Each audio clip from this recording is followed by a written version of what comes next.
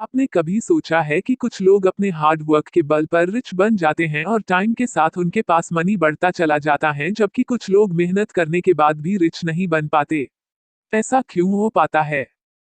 साथ में आपने ऐसे लोगों को भी देखा होगा जो कहते हैं कि हम बहुत बिजी हैं और उसके पास जरूरी कामों के लिए भी समय नहीं होता। जबकि कुछ ऐसे भी लोग होते हैं जो उतने ही समय में अपने काम के साथ ही जरूरी कामों को भी कर लेते हैं। ध्यान रखिए, यह समस्या आपकी और हमारी ही नहीं, पूरी दुनिया की है। So let's begin with story. उस समय सौरभ क्लास 10th का स्टूडेंट था। उसके पिताजी के पास अच्छी नौकरी थी।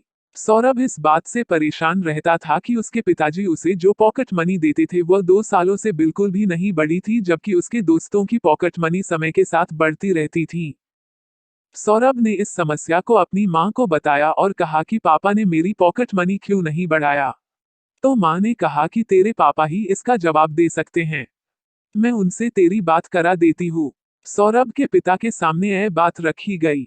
उसके पिता ने सौरभ की तरफ देखा और मुस्कुराते हुए बोले, जिस दिन तुम अपनी पॉकेट मनी को सही से संभालना सीख जाओगे उसी दिन मैं तुम्हारी पॉकेट मनी बढ़ा दूंगा। इतना अब सौरभ बार बार यही सोच रहा था कि आखिर पापा क्या कहना चाहते हैं। पॉकेट मनी को संभालना, इसका क्या मतलब है? क्या मनी रखने के लिए मेरी पॉकेट छोटी है या मैं ज्यादा पैसे का वजन उठा नहीं सकता?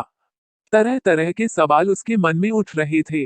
3 दिन बाद जब वह स्कूल जाने के लिए जल्दी जल्दी बैग में किताबें रख रहा था, तब उसके स्कूल बैग में और किताबें रखने की जगह नहीं थी। उसकी माँ यह सब देख रही थी।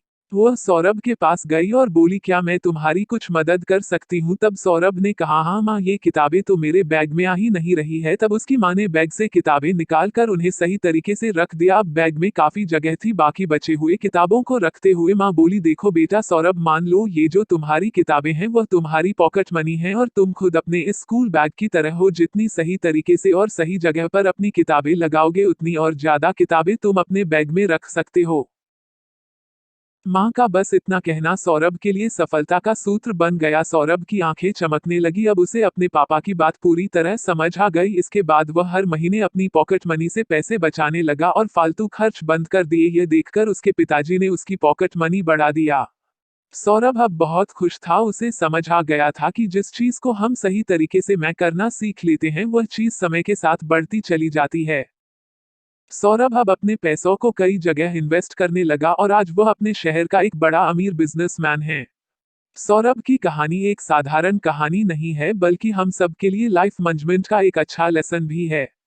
यदि आप चीजों को मैनेज करना सीख गए तो समझ लो आपको कोई सफल होने से नहीं रोक सकता।